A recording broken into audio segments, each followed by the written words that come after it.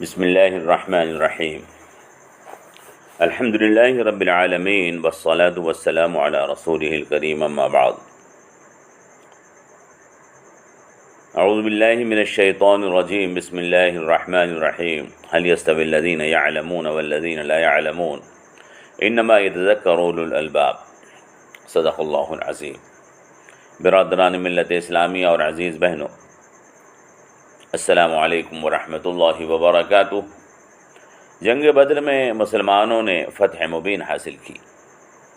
اللہ تعالیٰ نے مسلمانوں کو جو عزت عطا فرمائی، اس کی وجہ سے اسلام کا دبدبہ دور دور تک قائم ہو گیا۔ جیسا کہ ہم عرض کر چکے ہیں، رسول کریم صلی اللہ تعالیٰ علیہ وسلم نے قیدیوں کے ساتھ عفو اور درگزر کا معاملہ فرمایا اور مشورے کے بعد فدیہ قبول فرمایا۔ مالداروں سے فدیہ وصول کیا گیا۔ کئی غریب قیدیوں کو بغیر فدیے کے چھوڑ دیا گیا۔ کئی قیدی ایسے تھے جو لکھنا پڑھنا جانتے تھے، ان سے فدیہ نہیں لیا گیا، بلکہ انہیں حضور نے حکم دیا کہ انصار کے 10 بچوں کو لکھنا پڑھنا سکھا دو۔ حدیثوں میں آیا ہے کہ حضرت زید بن ثابت انصاری رضی اللہ تعالی عنہ نے اسی وقت تعلیم حاصل کی ہے۔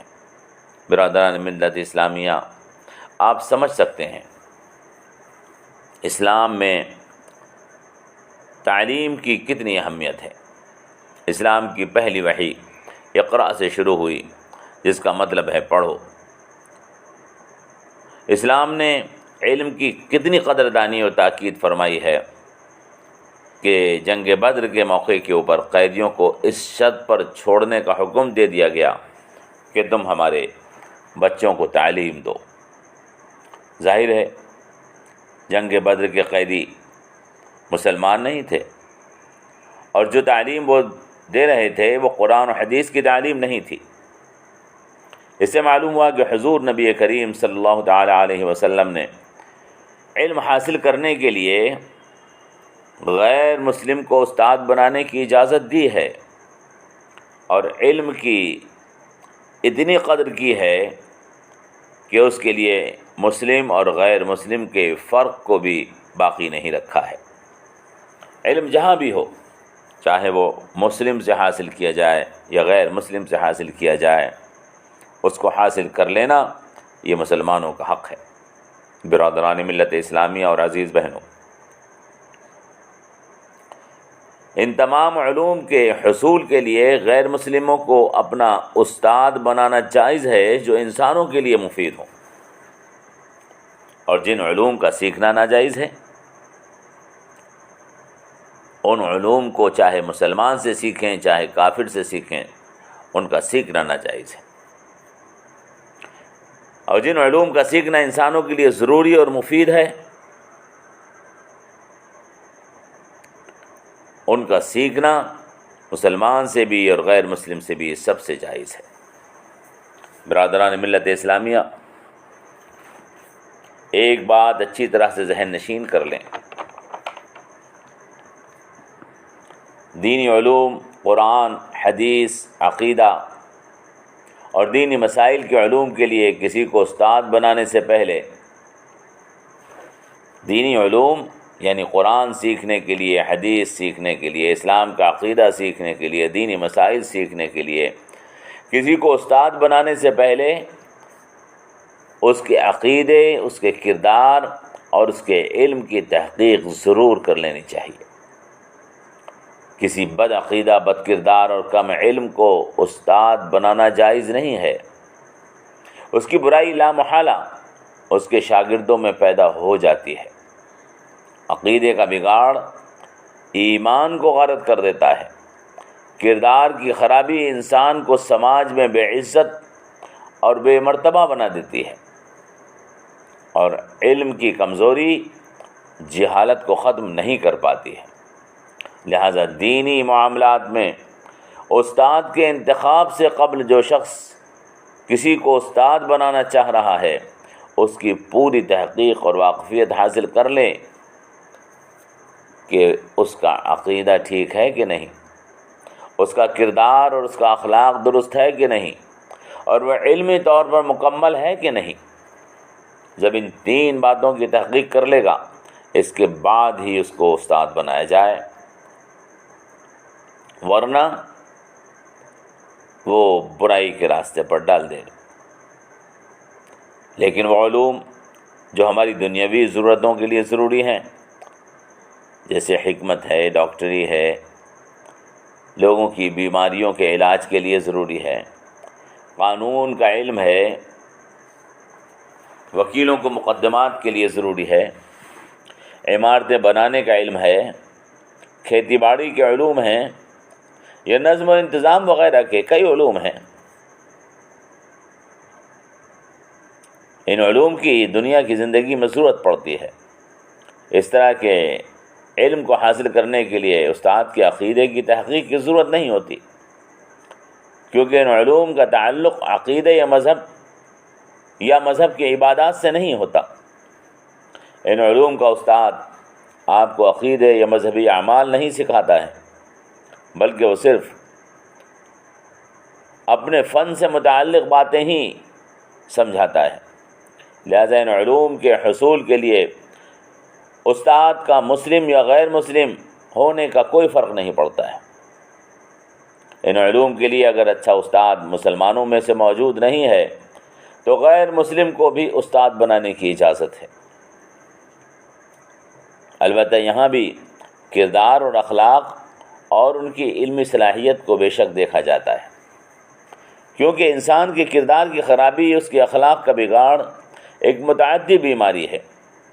بد کردار استادوں کی صحبت ان کے طالب علموں پر برا اثر ڈالتی ہے، اسی طرح بد اخلاقوں کی صحبت بھی برے اخلاق پیدا کرنے کا سبب بنتی ہے۔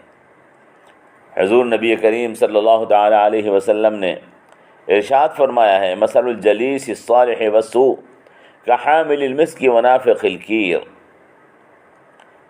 فحامل المسک اما ان یحزیک واما ان تبتاع منہ واما ان تجد منہ ریحا طیبۃ ونافخ الکیر اما ان یحرق ثیابک واما ان تجد منہ ریحا خبیثۃ۔ بخاری اور مسلم میں یہ حدیث ہے۔ حضرت ابو موسیٰ اشعری رضی اللہ تعالیٰ عنہ فرماتے ہیں کہ اللہ کے رسول صلی اللہ تعالیٰ علیہ وسلم نے ارشاد فرمایا کہ اچھے اور برے ساتھی ہم نشین کی مثال ایسی ہے جیسے مشک والا اور انگیٹھی دھونکنے والا۔ فرمایا کہ مشک رکھنے والا تمہیں یا تو مشک دے دے گا یا تم اس سے خرید لو گے، یا کم از کم اس کی خوشبو تو تمہیں ضرور حاصل ہو ہی جائے گی، اور انگیٹھی دھونکنے والا یا تو تمہارے کپڑوں کو جلا دے گا یا تمہاری اس انگیٹھی کا دھواں تم کو ضرور مل جائے گا۔ اس حدیث میں اچھے ہم نشین اور اچھے لوگوں کی صحبت پانے والوں اور برے ساتھی کی مثال بیان کر دی گئی ہے کہ صحبت کے اثرات ضرور پڑتے ہیں۔ برادران ملت اسلامیہ اور عزیز بہنوں، علم ایک بہت بڑا خزانہ ہے۔ یہ علم ہی ہے جو نبیوں کو تمام انسانوں سے افضل بناتا ہے۔ اللہ کے رسول صلی اللہ تعالیٰ علیہ وسلم نے ارشاد فرمایا کہ فضل العالم علی العابد کفضلی علی ادناکم، عالم کی فضیلت عبادت کرنے والے پر ایسی ہے جیسے خود حضور اکرم صلی اللہ تعالیٰ علیہ وسلم کی فضیلت کسی ادنا مسلمان پر ہے۔ اللہ کے رسول نے ارشاد فرمایا ما من رجل يسلك طريقا يطلب فيه علما الا سهل الله له به طريقا الى الجنہ۔ ہر آدمی ایسا ہر وہ شخص جو علم حاصل کرنے چلا ہو، اللہ اس کو ضرور جنت کے راستے کے اوپر چلنا آسان فرما دیتا ہے۔ اللہ کے رسول صلی اللہ تعالیٰ علیہ وسلم نے ارشاد فرمایا، ایک حدیث پاک میں تم جانتے ہو سب سے بڑا سخی کون ہے؟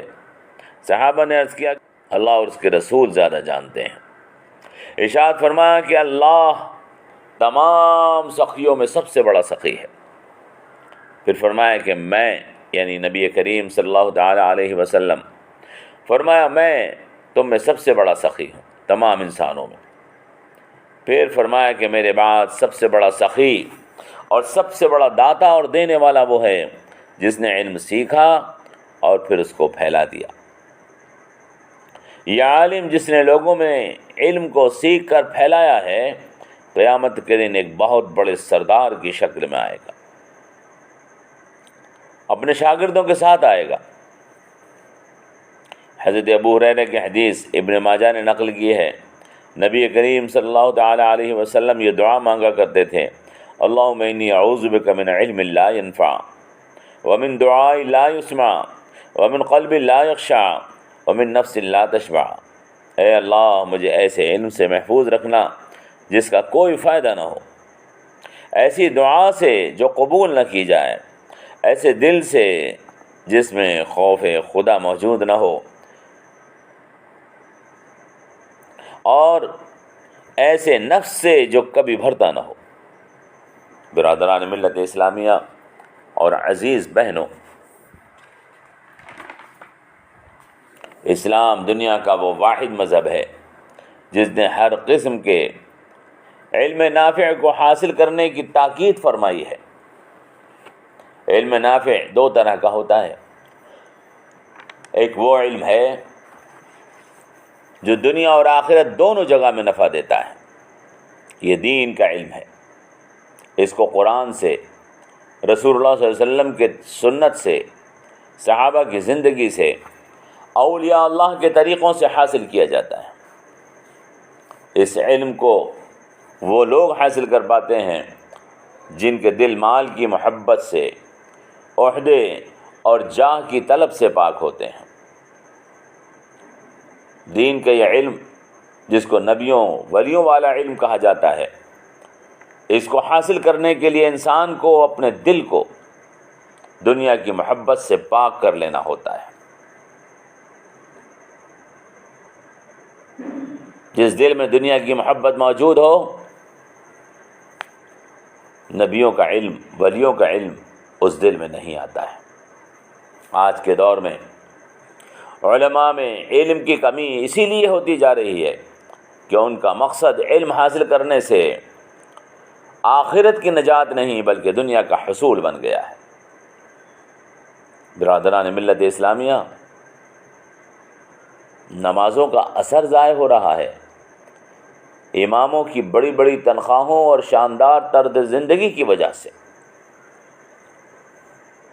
جس مسجد کے امام کی تنخواہ زیادہ ہو وہاں امامت کے خواہش مندوں کی بھیڑ لگی ہوتی ہے۔ اس کا مطلب یہ ہے کہ یہ لوگ دین کے نہیں دنیا کے طالب ہیں، اور علم کی گہرائی اور گہرائی ختم ہوتی جا رہی ہے علماء کی دنیا طلبی کی وجہ سے۔ آج علم دین حاصل کرنے کا مقصد اللہ کی رضا نہیں رہ گیا، بلکہ علم دین حاصل کرنے کا مقصد دنیا طلبی بنا لیا گیا ہے، جس کی وجہ سے وہ علماء جو گہرے علم کے مالک ہوتے تھے، آج دنیا ان سے محروم ہو رہی ہے۔ برادران ملت اسلامیہ، دین کا علم ان لوگوں کو عطا کیا جاتا ہے جن کے دل دنیا کی دولت سے، دنیا کی جاہ سے، دنیا کے مال سے پاک ہو۔ دوسرا علم وہ ہے جو دنیا میں نفع دیتا ہے، اس کے حاصل کرنے کی بھی ضرورت ہے، اس سے دنیا چلتی ہے۔ بیماروں کا علاج ہوتا ہے، تجارت اور کاروبار چلتا ہے، مکان بنتا ہے، مقدمے لڑے جاتے ہیں، کھیتی باڑی ہوتی ہے، کمپنیوں، ہوٹلوں اور فیکٹریوں کا انتظام کیا جاتا ہے، نئی نئی قسم کی چیزیں تیار کی جاتی ہیں۔ یہ علوم اس لیے حاصل کیے جاتے ہیں تاکہ ہماری دنیا ٹھیک ٹھاک چلتی رہے، ہم دوسروں کے محتاج نہ رہیں،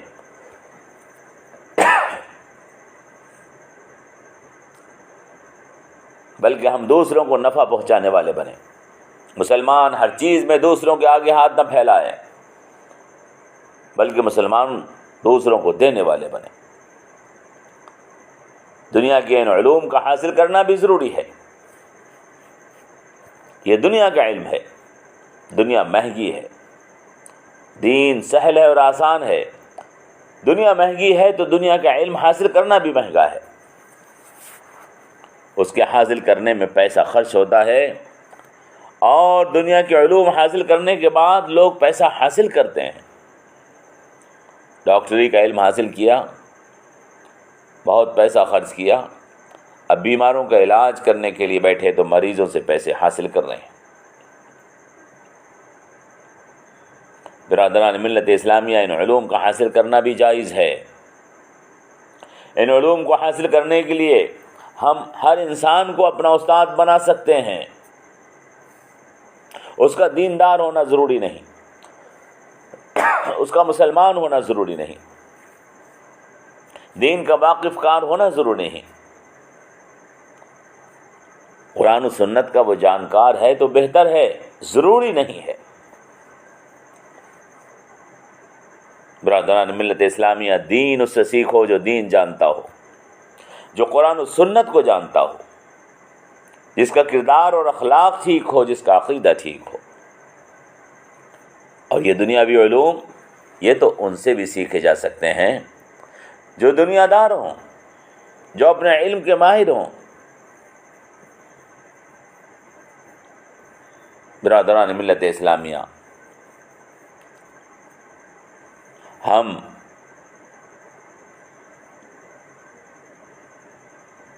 دین کا علم ہو یا دنیاوی ضرورتوں کا علم ہو، مسلمانوں کو دونوں علوم حاصل کرنے چاہیے۔ ربنا آتنا فی الدنیا حسنہ وفی الآخرۃ حسنہ وقنا عذاب النار۔ مسلمانوں کی زندگی یہ ہوتی ہے، مسلمان کی دنیا بھی خوبصورت ہوتی ہے، اور مسلمان کی آخرت بھی خوبصورت ہوتی ہے، اور مسلمان آگ کے عذاب سے محفوظ رہتا ہے۔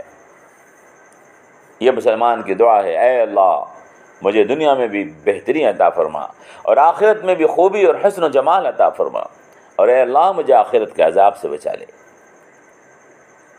یہ مسلمان کی زندگی ہوتی ہے۔ اس زندگی کو بنانے کے لیے ایک مسلمان کو دین کے علوم بھی حاصل کرنے پڑتے ہیں، نبیوں اور ولیوں کا علم بھی حاصل کرنا پڑتا ہے، لیکن اگر اس میں کمال پیدا کرنا ہے تو دنیا طلبی اپنے دل سے نکالنی ہوگی،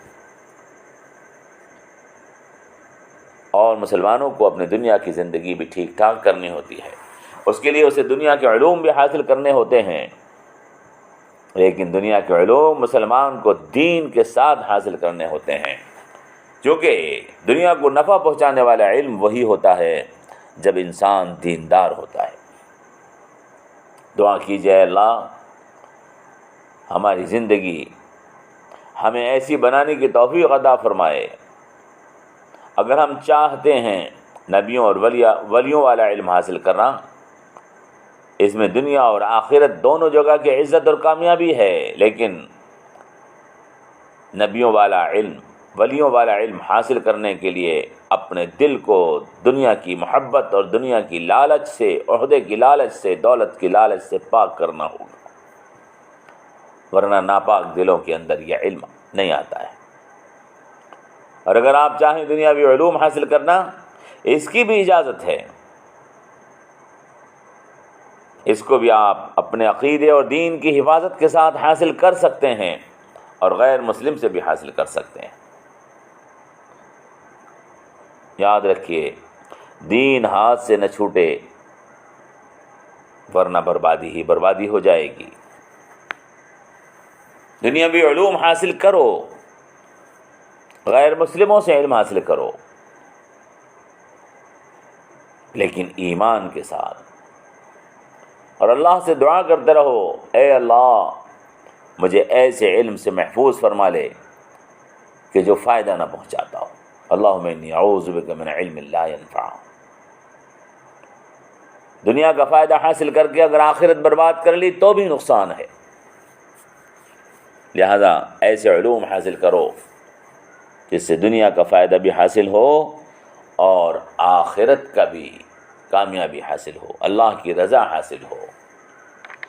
اور اگر ہو سکے دنیا کی محبت اپنے دل سے نکال دو، دولت کی محبت اپنے دل سے نکال دو، پھر دیکھو کہ اللہ تبارک و تعالیٰ تمہیں نبیوں والا علم، رسولوں والا علم، ولیوں والا علم عطا فرمائے گا جو دنیا اور آخرت کی عزت اور کامیابی کا ذریعہ بنے گا۔ وما علینا الا البلاغ، والسلام علیکم ورحمۃ اللہ وبرکاتہ۔